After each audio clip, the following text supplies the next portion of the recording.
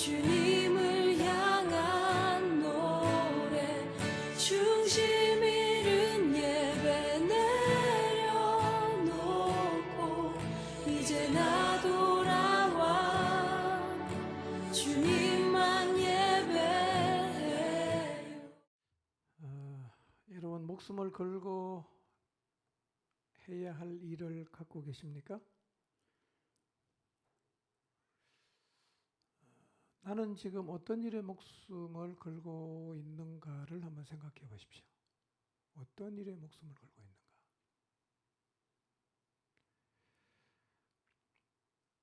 아마 우리가 목숨을 걸고 있는 일이라면 그 일은 틀림없이 소중하게 여기는 일일 것입니다.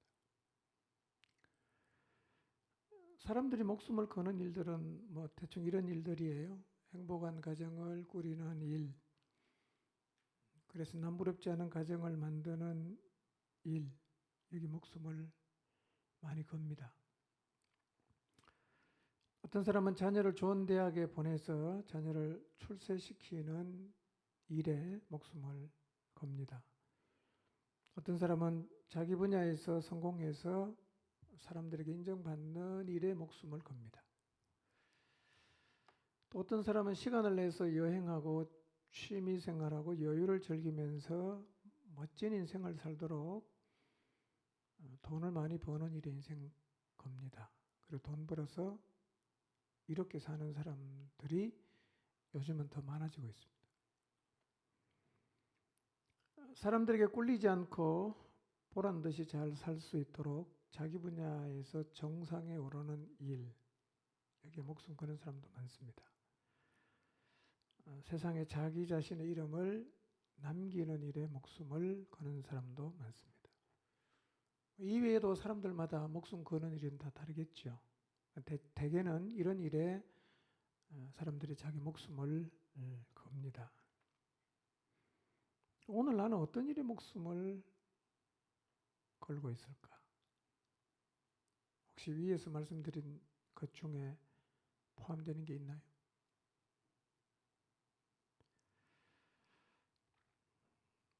우리가 목숨 거는 일이 무엇인지를 알면 지금 내가 실제로 중요하게 생각하는 일이 무엇인지를 알 수 있어요. 뭐라고 말하든지 간에 내가 지금 목숨 걸고 있는 게 중요한 일이에요. 내가 중요하게 여기는 일입니다.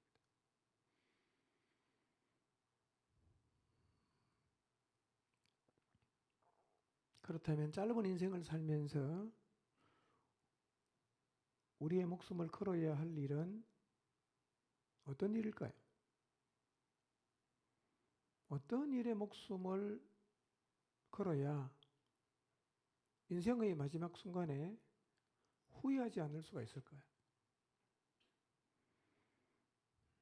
저는 요즘 사도행전 말씀을 집에서 아침 저녁으로 반복해서 듣고 있습니다. 듣는 이유는 우리 공동체에서도 이 사도행전의 역사가 일어나기를 기도하고 있기 때문입니다.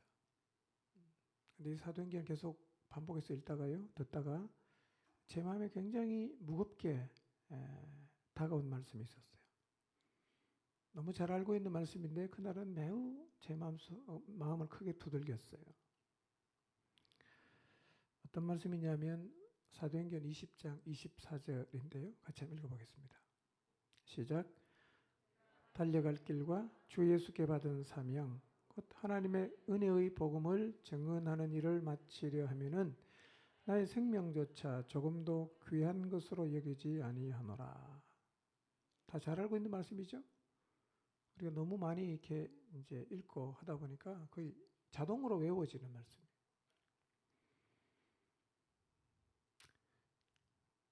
바울의 고백이죠.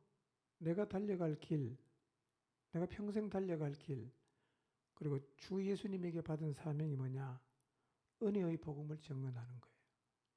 그리고 자신은 그 일을 다 감당하기 위해서라면 자기 자신의 생명조차도 조금도 귀하게 여기지 않는다.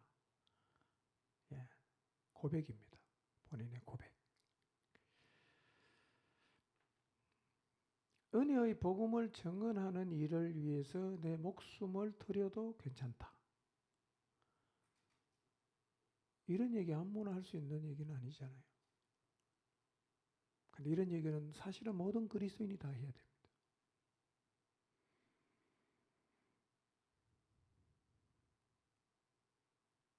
이 바울의 얘기 자세히 들어보니까요.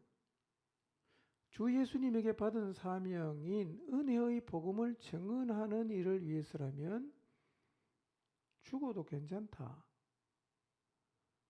이 말씀이 제 마음에 확 박혔어요. 이런 느낌이었어요.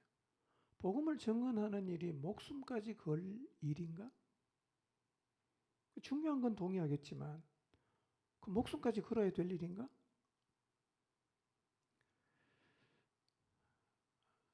잘 알고 있는 말씀이었는데요. 굉장히 제게는 충격으로 다가왔어요. 여러분 한번 생각해 보십시오. 잠깐. 복음을 증언하는 일이 진짜 목숨 걸 일입니까? 스스로에게 한번 질문해 보세요. 이게 목숨 걸 일인가? 이 일이 우리 인생에 그만큼 중요한 일이 될 수가 있는가? 자문자답을 해보십시오. 이게 정말 목숨 걸어도 되는 일이고 나는 목숨을 걸 수 있겠는가?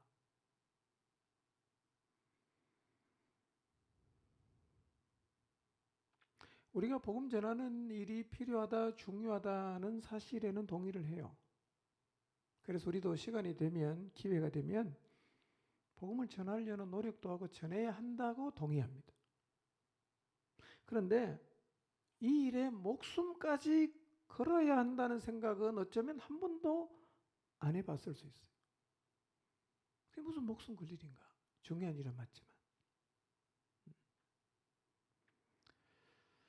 그럼 바울은 왜 이렇게 생각했을까요? 왜 바울은 복음 전하는 일에 목숨까지 걸어야 된다는 생각을 했을까요? 우리랑 바울이 뭐가 다르죠? 여러분, 바울이 은혜의 복음을 증언하는 일을 마친다면 나는 내 목숨이 하나도 아깝지 않다라고 말했는데 바울이 지금 뭔가를 오해하고 있습니까? 아니면 바울이 한쪽으로 많이 치우쳤습니까? 아니면 정상입니까? 바울이 오해하고 있는 것이 아니고 한쪽으로 치우친 것이 아니라면 바울의 고백과 우리의 고백은 같아야 됩니다. 근데 바울이 이상한 사람은 아니지요. 바울이 복음에 치우친 사람도 아니지요. 우리도 알고 하나님도 인정해요. 왜 바울은 우리는 그다지 중요하게 생각하지 않고 있는 이 복음 전하는 일을 그만큼 중요하게 생각했을까요? 이유는요. 바울은 하나님의 마음을 안 사람이에요. 하나님이 뭘 소중하게 생각하시고 무엇을 정말로 원하는지 하나님 아버지의 마음을 알았던 사람이었습니다. 여러분 하나님 마음이 어떤지 아시죠? 요한복음 3장 16절 읽을 때마다 하나님 마음이 다가오지 않습니까? 하나님이 세상을 이처럼 사랑했어요. 그 다음 뭐 하셨어요? 독생자를 주셨어요. 십자가에 죽게 하셨습니다. 이유가 뭐냐? 멸망으로 가지 않고 영원한 생명을 얻게 하려고. 이게 하나님 마음이에요. 그리고 하나님은 그 일을 이미 행하셨어요. 그 일을 위해서 자기 아들의 목숨을 내놓았습니다. 이게 하나님 아버지의 마음이거든요. 이 마음을 바울이 아니까 하나님이 아들의 목숨을 내놓고 이루어 놓은 이 일을 세상에 전파하는 일에 나도 목숨을 걸어야 되지 않겠는가? 이게 바울의 고백이에요. 어디에서 이렇게 어떻게 이렇게 고백할 수 있냐? 하나님 마음을 알았어요. 하나님 뭘 가장 중요하게 생각하는가? 바울은 알았어요. 잃어버린 영혼을 찾기 위해서 애끓는 아버지의 마음을 바울은 알았습니다. 그래서 그 일에 자기 자신의 목숨을 건 거예요.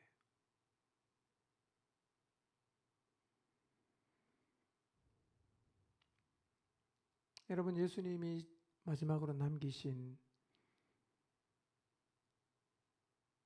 유언과 같은 말씀을 여러분 잘 알고 계십니다. 마태복음 28장 19절 20절. 가서 모든 민족을 제자로 삼아라.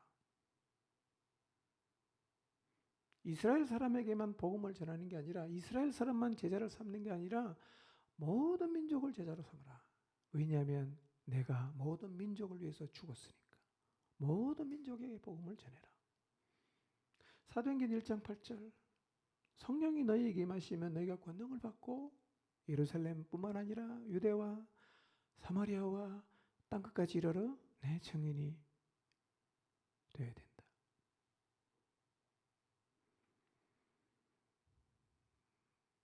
이게 하나님 아버지의 마음이에요. 모든 민족이 구원받기를 원하는 것이 하나님 아버지의 마음인데, 여러분, 이 하나님 아버지의 마음은 지금도 하나도 변하지 않았어요. 그래서 이 주님이 마지막으로 하신 이 분부는 여전히 비중을 갖고 있어요. 여전히 중요한 말씀, 여전히 목숨을 걸어야 되는 말씀이에요. 그런데 오늘날 신자들에게 이 주님의 명령에 대한 비중이 자꾸만 적어져 가고 있어요. 목숨까지 걸어야 될 만큼 비중이 있는 이 주님의 명령이 점점 비중이 없어졌어요. 하나도 중요하지 않는 명령이 되고 말았습니다. 여러분, 이런 우리의 모습을 성령님이 탄식하십니다. 하나님이 탄식하세요.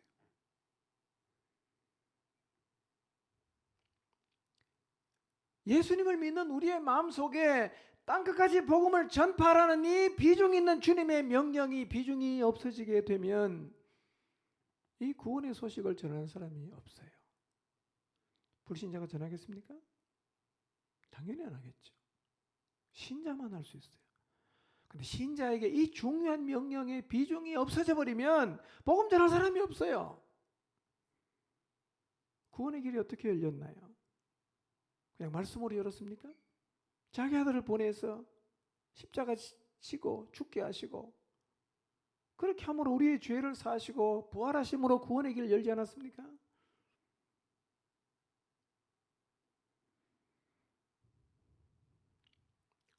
사도 바울은 다메섹 도상에서 부활하신 주님을 만났어요. 주님이 바울에게 사명을 줬는데요. 사도행전 9장 15절 말씀에 보면 사울이 다메섹 길에서 예수님 만났는데 눈이 멀었어요. 그래서 직가라는 거리 유다의 집에서 사울이 이렇게 기도하고 있어요.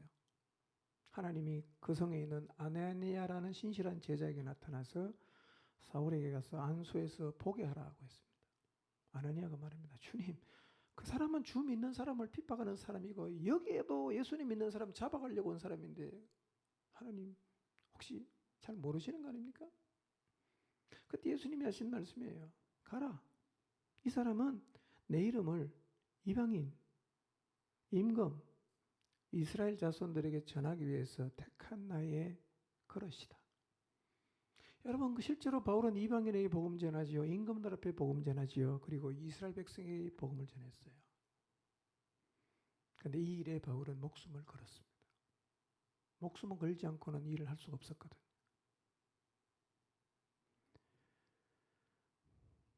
여러분, 혹시 말이에요.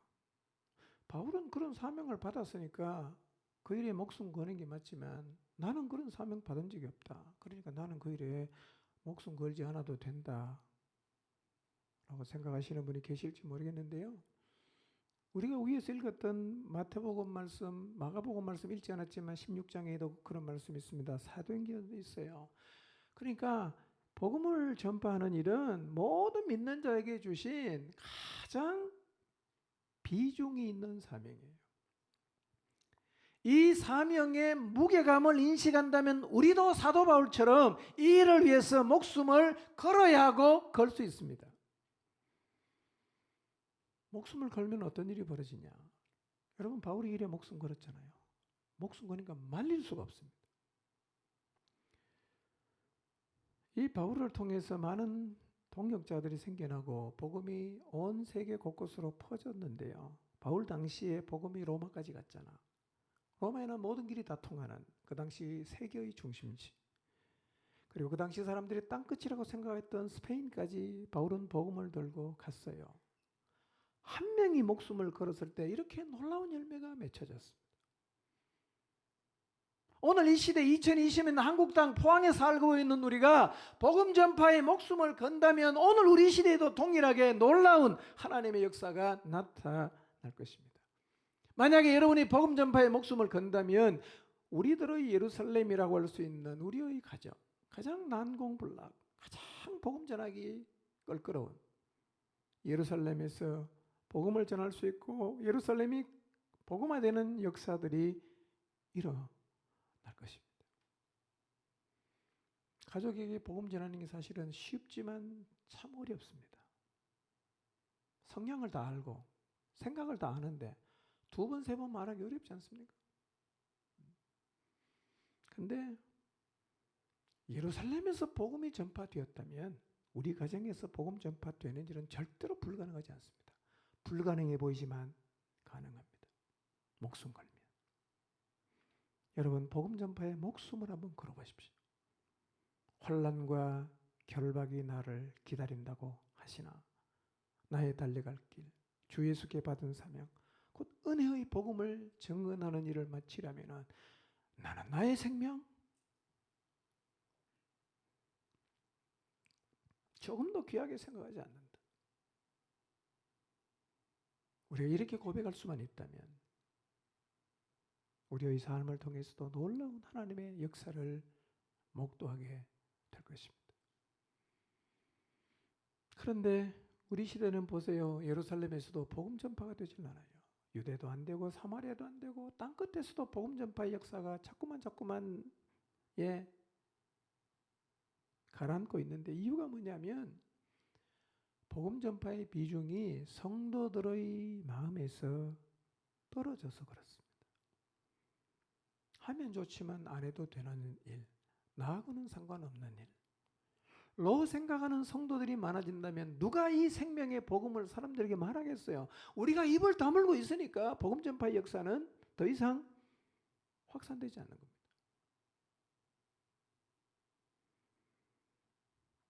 여러분 혹시 이런 생각을 하고 있지 않습니까? 할 수 있다면 하겠지만 그렇지 않으면 어쩔 수 없는 일이 아니겠는가? 내가 노력은 해보겠지만 핍박이 오거나 반대가 있으면 나도 어쩔 수 없다. 나는 이 일에 은사가 없나 보다. 나는 전도에 은사가 없나 보다. 이런 생각하지 마세요. 네, 우리는 할 수 있어요. 고난이 올 수 있어요. 핍박이 올 수 있지만 복음은 말해야 됩니다. 전해야 합니다. 목숨 걸어야 됩니다. 이때 복음 전파의 역사에 진전이 일어나게 됩니다. 여러분 기억하세요. 예나 지금이나 복음을 전하면 핍박이 오든지 조롱이 오든지 반대가 오든지 반드시 와요. 그래서 복음을 전파하려고 하면 이것을 극복할 힘을 가져야 됩니다. 이 힘이 없이 나가면 결국은 다 거꾸로집니다. 그런데 이 반대를 극복할 힘이 어디서 나오냐? 목숨을 걸면 그냥 생깁니다. 여러분 어떤 일에 목숨을 걸어보세요. 초인적인 힘이 생깁니다. 목숨 걸면.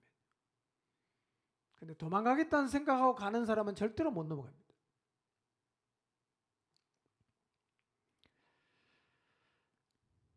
바울의 고백을 다시 한번 읽어볼까요? 천천히 한번 읽어보겠습니다. 시작.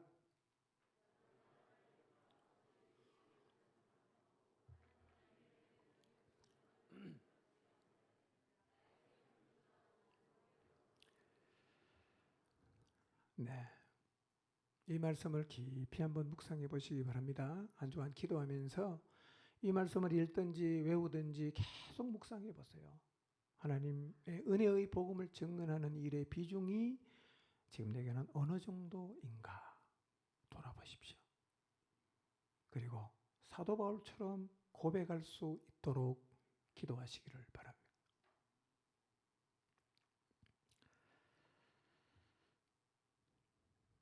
성경에는 바울처럼 복음을 증언하는 일에 목숨을 걸었던 사람이 많아요.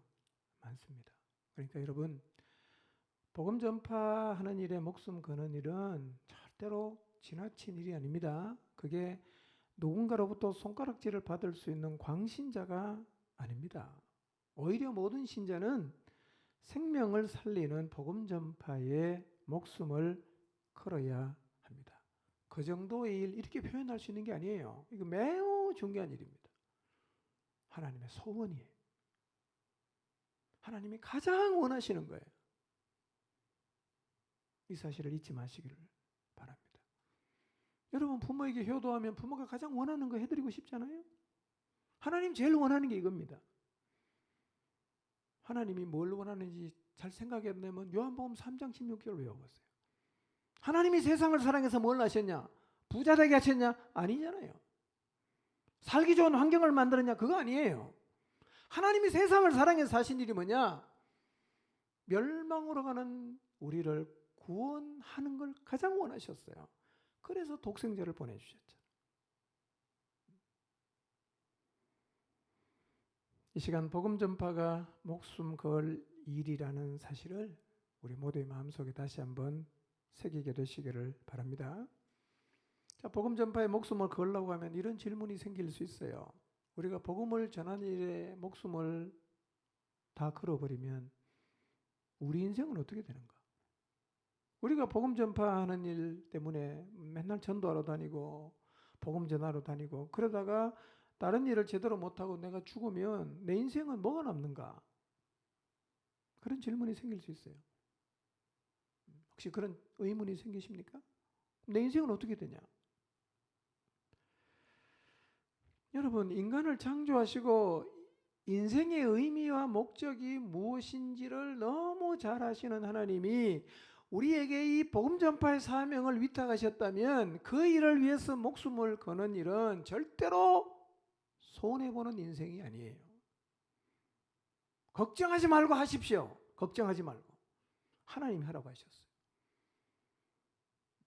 우리를 사랑하시는 분이잖아요. 인생이 뭔지를 너무너무 잘 아시는 분이잖아요. 그분이 말씀하셨어요. 이 일을 하라고. 여러분, 이렇게 해서 하는 거 절대로 손해보는 인생이 아닙니다. 바울도 그렇게 살다가 죽었죠. 베드로도 그렇게 살다가 죽었죠. 사도 요한을 제외한 10명의 사도가 다 복음 전파하다가 목숨 잃었어요. 스데반도 그렇게 목숨 잃었어요. 여러분들 이 사람들 인생에 뭐가 남았을까요? 실제로 순교당했던 이 사람들 인생에 뭐가 남았을까요?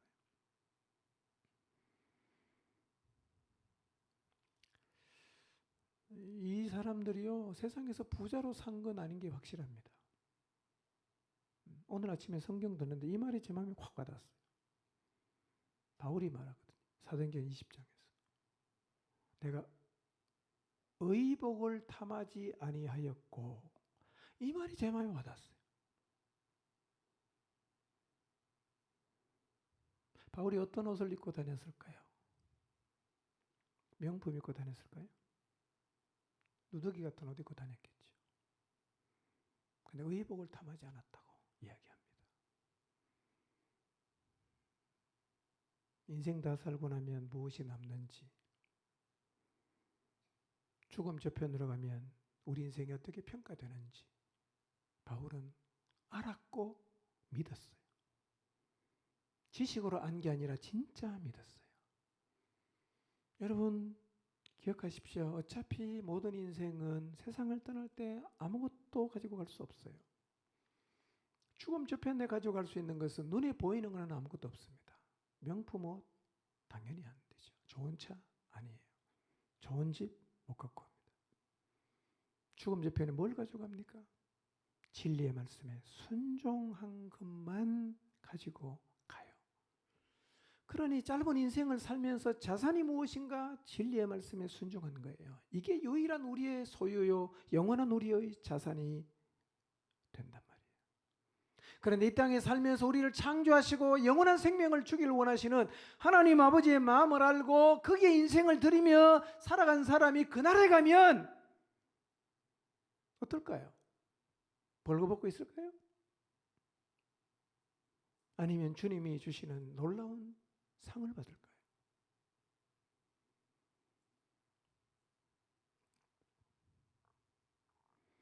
여러분, 하나님 마음을 깨닫고 구원의 복음을 전파하는 일에 목숨을 걸고 살아간 인생이 가장 잘 살아간 인생이에요.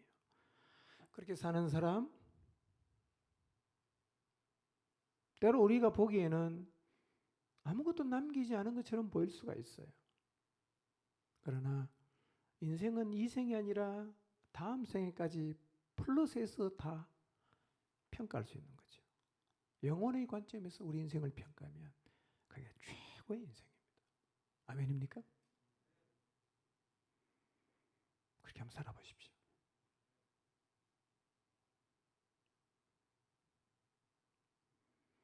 우리 모두가 사도 바울처럼 전 시간을 들여서 사역할 수는 없겠지요. 그렇다고 해도 우리는 복음 전파에 목숨을 걸 수 있어요. 여러분, 복음 전파에 목숨을 걸으려고 하니까 뭐 가정을 다 팽개치고 직장도 그만 다니고 오직 그냥 죽도신 앞에서 빗게 떨고 예수 천국 이걸 외치라는 말은 아니에요. 우리가 돈을 벌기 위해서 많은 시간을 들여도 인생의 목적이 돈 버는 것이 아니라 다른 것에 있을 수 있잖아요. 그러니 직장생활, 가정생활에 시간이 많이 들어가지만 우리의 진짜 인생의 목적이 복음 전파가 될 수는 있습니다. 그렇게 되면 직장 가서도 복음 전할 수 있고요. 가정에서도 복음 전할 수 있고 어느 곳에 가든지 복음을 전파할 수 있는데 하나님은 우리가 이렇게 살기를 원하십니다. 여러분, 복음 전파하는 게 이렇게 중요하잖아요. 근데 왜 오늘날 많은 그리스도인들이 복음을 전하지 않을까요? 이유가 여러 가지가 있을 텐데요. 제가 생각할 때는 믿지 않는 영혼이 멸망으로 간다는 것이 이 현실로 다가오지 않아서 그럴 것 같아요. 뭐 성경에는 그렇게 했지만 나 잘 모르겠어. 죽으면 끝이지 뭐.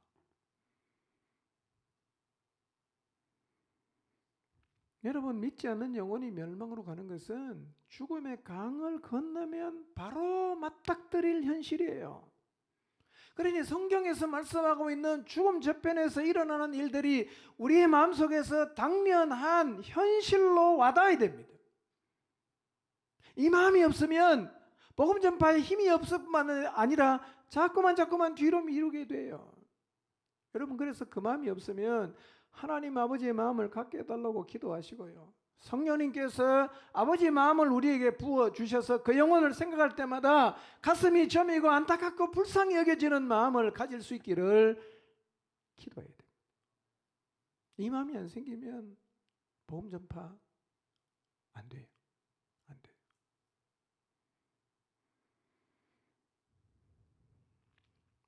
만약에 우리의 자녀가 북한에 여행 갔다가 잡혀갖고 수용소에서 종신형을 받고 강제 노역을 하면서 죽을 날을 기다리고 있다면 그 자녀를 그곳에서 구출해 내기 위해서 부모가 못할 일이 있을까요? 그 자녀를 거기서 구출해 내는 방법, 집만 팔면 되면 집을 안 파시겠어요? 직장을 관두면 내 자식 거기서 건져낼 수 있다면 직장 관두지 않겠습니까? 체면과 자존심을 버리면 내 아들, 내 딸 구출해낼 수 있다면 체면과 자존심 버릴 수 없겠어요? 강제노동소에서 고통당하는 내 자식 건져낼 수 있다면 집도 팔 수 있지요. 직장 관둘 수 있고 체면 다 내려놓을 수 있어요. 그런데 여러분, 우리의 자녀들은 지금 북한의 강제노동 수용소와는 절대로 비교할 수 없는 북한의 강제노동 수용소보다 몇억 배 더 고통스러운 지옥을 향해서 달려가고 있습니다. 지금 그대로 살다가 죽어버리면 멸망해서 구출을 받을 수 있는 기회가 없어집니다. 이게 사실인데 왜 우리는 우리의 자녀를 건져내기 위해서 아무런 노력을 하지 않을까요? 왜? 간절한 기도조차 하지 않을까요? 안 믿어지는 거 아닙니까? 믿어지는데 어떻게 가만히 있을 수 있어요?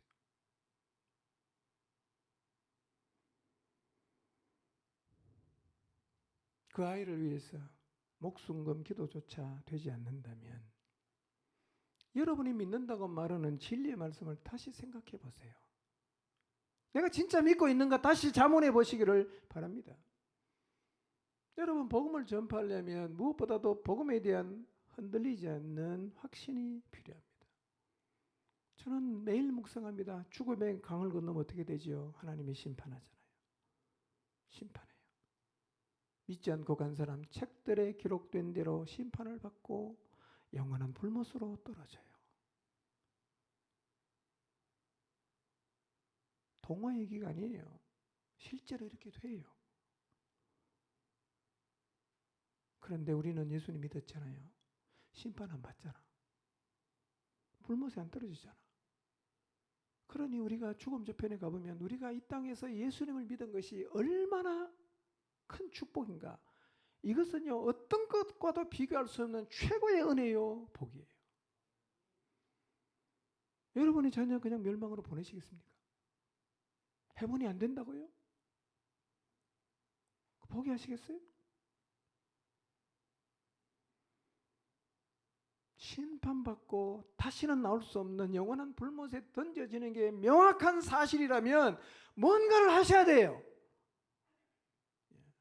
하나님 내 목숨을 가져가시든지 우리 아이를 건져주시든지 해주십시오. 그런 심정으로 하나님께 나가서 기도해야 되지 않겠어요?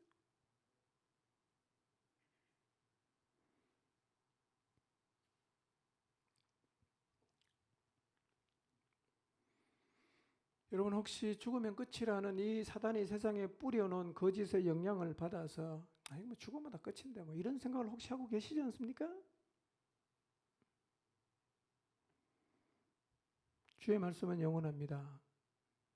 우리의 인생은 진리의 말씀에 의해서 평가를 받습니다. 이거를 믿는 게 예수님 믿는 거예요.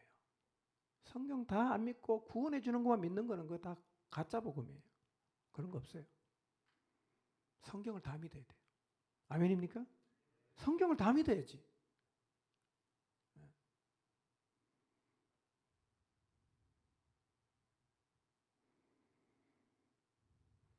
그래도 이를 위해서 기도하는 사람이 많아지고 있어서 하나님께 감사하고 있습니다. 그보다 더 감사한 일은 깊이 있는 기도를 하는 사람들이 생겨나고 있습니다. 하루 6시간 작정하고 휴가를 내서 또 쉬는 날, 요즘 연휴가 많았잖아요. 연휴 때 와서 기도와 말씀에 전무하는 지체들이 있습니다. 많은 시간 기도해 보세요. 해보세요. 안 해보면 몰라요. 여러분, 양에서 질이 나옵니다. 기도는 많이 해야 질이 높은 기도가 되게 돼 있어요. 그리고 기도 많이 해보세요. 깊어집니다. 기도가 깊어져요. 깊어지면 하나님 마음을 알게 돼요. 성령의 능력을 입게 됩니다. 지금 현재 우리에게 가장 필요한 것은 바로 이거예요. 기도하는 것입니다. 깊이 있게 기도하는 거예요. 예. 요즘 노는 날 많지요? 작정하고 교회 와서 한번 기도해 보세요. 하루 종일 교회 앉아 있으면요, 6시간은 너끈히 기도할 수 있어요. 성경 읽고. 여러분 자녀 구원하고 여러분 남편 구원하는데 그 정도 못 하겠어요? 여러분 자녀 수용소에 갇혀 있으면 그 정도 안 하겠어요? 공동체 영적인 온도가 계속 올라가고 있고 기도에 합류하는 사람도 늘어가고 있는 것 참 감사한 일이죠.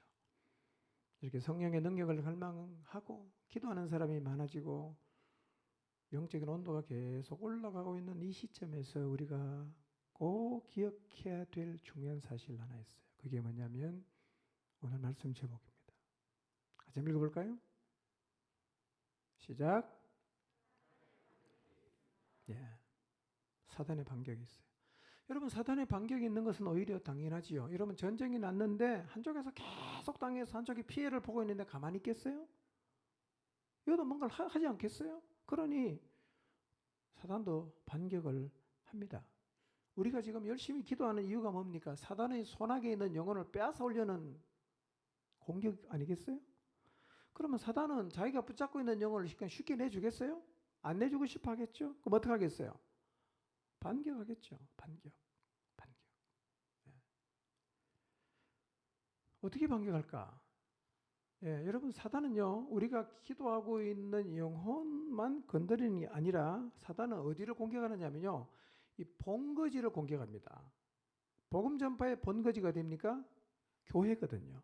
그러니까 사단은 교회를 공격합니다. 교회가 쓰러지면 다 끝나는 거예요. 교회가 분란이 일어나면 다 끝나는 거예요. 그래서 사단은요, 반격을 하는데 어디로 하냐면 교회로 하는 거예요. 교회를 무너뜨리려고 합니다. 정신 바짝 차려야 됩니다. 신앙생활은 각계 전투가 아닙니다. 공동체랑 같이 가는 거예요. 공동체. 공동체를 배제한 신앙생활은 그거야말로 치우친 거예요. 신앙생활 그렇게 하는 게 아닙니다.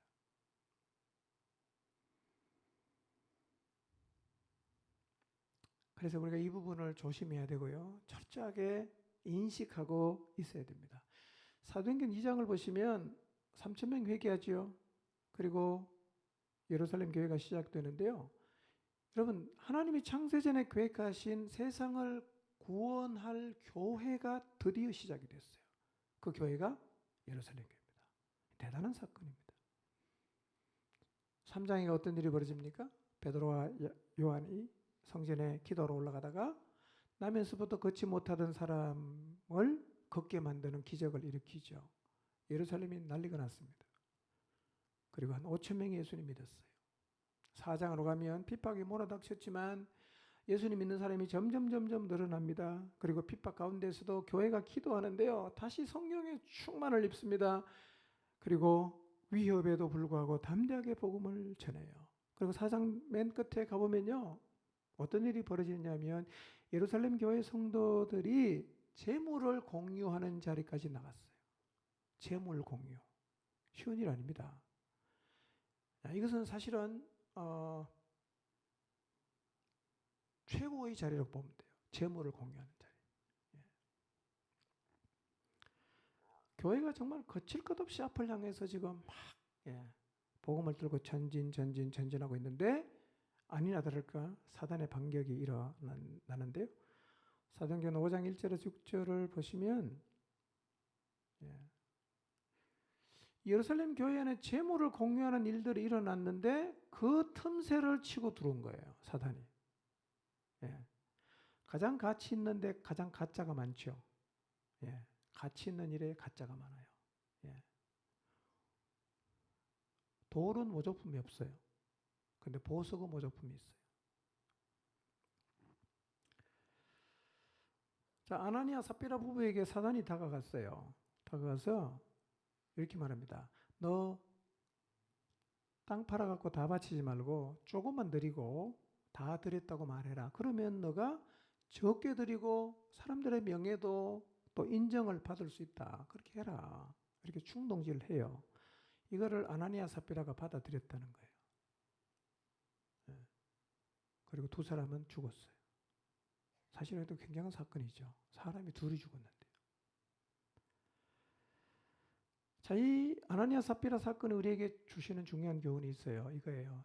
자신을 속이고 공동체를 속이면서 거짓으로 신앙을 포장하시면 안 돼요.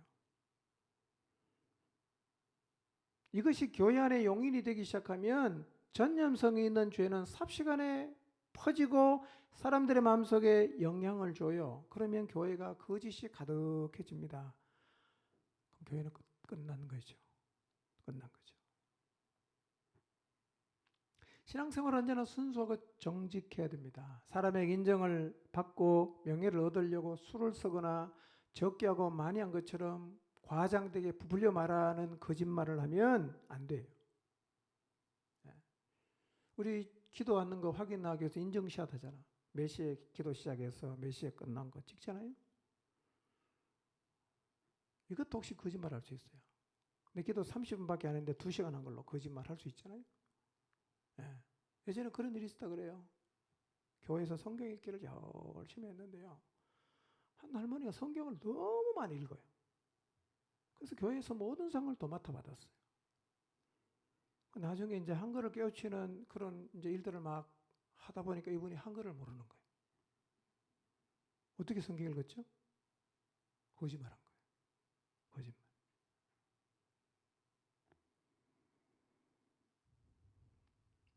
여러분 정직하게 해야 됩니다. 무슨 일이든지. 없는 데 있는 것처럼, 안 하고도 한 것처럼, 마음이 없으면서도 있는 것처럼, 조금 해놓고 전부 다 한 것처럼 자기를 속이고 교회를 속이고 하나님을 속이고 거짓으로 자기를 포장하면 안 돼요. 여러분 이게 퍼지면요 우리가 서로를 못 믿어요. 그러면 교회는 주저앉지요. 여러분 자신과 하나님을 속이지 마십시오. 자신에게 정직하세요. 아니면 아니라고, 없으면 없다고, 안 했으면 안 했다고 말해야 됩니다. 자신과 하나님을 속여서 사람에게 인정을 받고 명예를 얻으려 하는 행위는 내가 지금 사단의 손에 놀아나고 있다는 것이고, 그 행위는 결국은 교회를 무너뜨리게 됩니다. 정직함이 사라진 것, 속이는 게 자연스러운 사람이 많아지는 것은 교회의 위기입니다. 굉장히 심각한 거예요. 자신을 속이는 신자가 많다는 얘기는 교회가 사단에게 휘둘리고 있다는 얘기입니다. 혹시 사람에게 인정을 받고 명예욕 때문에 다른 사람을 속이고 자기를 속이고 자기 자신의 신앙을 포장하고 있지는 않는지를 한번 정직하게 돌아보십시오. 기도 안 하면 안 한다고 말하세요. 하는 것처럼 말하지 말고 정직해야 됩니다.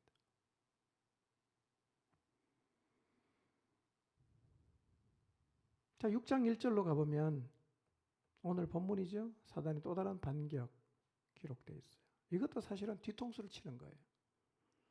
복음들과 막 그냥 예루살렘에서 막 이렇게 퍼져가는데요. 복음 전파는 거기를 건드리는 게 아니라 뒤로 돌아와서 교회 안에 있는 이 구제 문제 때문에 사람들의 마음속에 원망과 불평을 집어넣어서 교회를 치려고 하는 거예요. 완전 뒤통수입니다. 그러니까 우리가 오이사 복음 집회를 위해서 영혼들을 위해서 막 기도하잖아요. 근데 문제는 거기서 터지는 게 아니라 엉뚱한 데 터집니다. 희한한 문제가 터져요.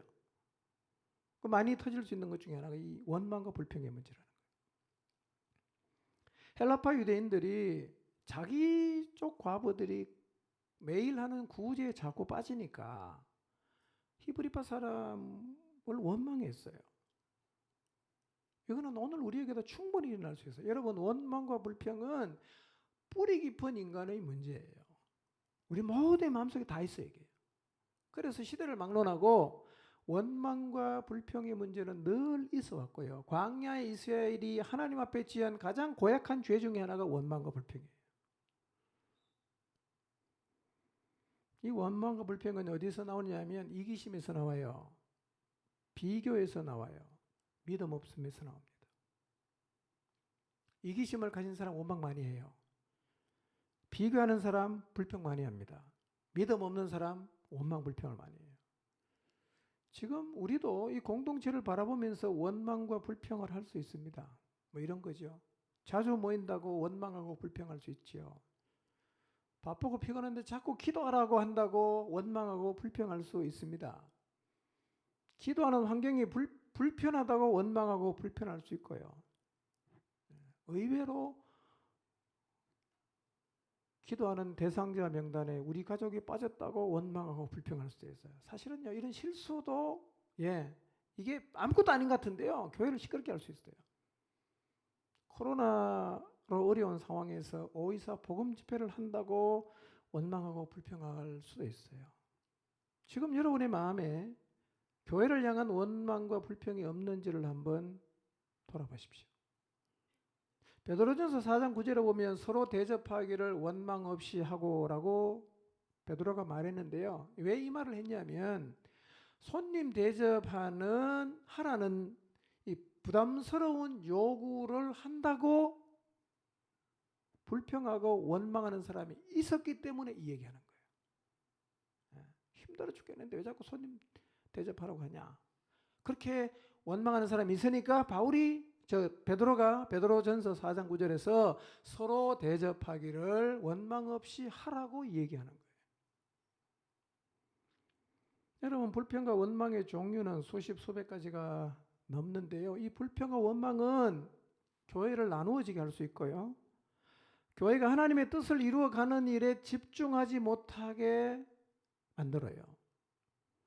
그래서 사단은 교회를 무너뜨리기 위해서 사실은요, 아무것도 아닌 것 같은데 사람들의 마음속에 자꾸 원망과 불평을 하도록 불화살을 쏘는 거예요. 이걸 못 맞고 딱 떨어지면 이제 나도 입에서 이제 원망과 불평이 계속 나오는 거예요. 이 화살을 맞아서 원망과 불평을 하는 사람이 많아지면 여러분, 달려가던 걸음이 주춤하게 돼요. 그리고 힘있게 가던 걸음이 약해집니다. 결국 원망과 불평은요, 공동체를 주저앉히려는 사탄의 노림수입니다. 여러분, 이번 5.24 복음 집회 늘 그래야 되지만 5.24 복음 집회 끝날 때까지 절대로 입을 열어서 원망하고 불평하지 마시길 바랍니다. 여기까지 올라와도 절대로 내뱉지 마시길 바랍니다. 이런 마음이 들면 사탄아 물러가라 라고 얘기하시고 진리의 말씀을 붙드시길 바랍니다. 그러지 않으면 아무것도 아닌 일 때문에 힘이 빠지고 아무것도 아닌 일 때문에 교회가 주저앉을 수 있어요. 이 사단의 수법이에요. 성경에서 확인할 수 있어요. 그러나 사단의 공격이요, 꼭 두 가지만 있다고 생각하시면 안 돼요. 수를 헤아릴 수 없을 정도로 다양하고요. 사단의 졸개가 귀신 아니에요? 우리가 너무 잘 알아맞추면 뭐라고 말합니까? 귀신같이 한다 그러잖아요. 진짜 귀신같이 공격해요. 우리의 약점을 딱 공격하고요, 우리의 정서적인 연약함을 정확하게 거기를 딱 공격합니다. 민감하게 자극을 해요.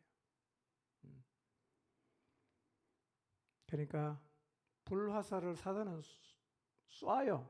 우리는 뭐 하면 되죠? 믿음의 방패로 막으면 돼요. 막으면 돼요. 사단의 충동을 받아 마음이 격동되지 않게 하십시오. 하나님이 주신 마음을 따라 달려가고 있는 공동체를 향해서 원망과 불평을 하지 마십시오.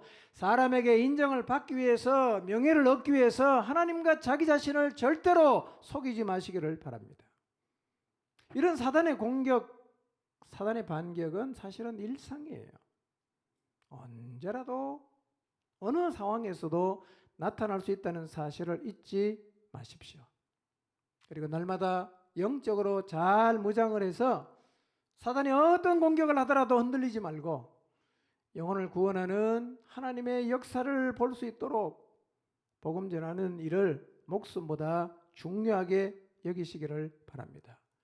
그리고 이 놀라운 복음 전파의 역사를, 여러분의 자녀들, 여러분의 남편의 구원의 역사를 성령님이 주도하시도록, 사도행전 1장 8절에서 예수님 말씀하신 것처럼 성령의 능력을 입기를 사모하는 기도의 자리에 지속적으로 나와서 더 깊이 기도하는 포정치 모든 가족들이 되시기를 주님의 이름으로 축원합니다.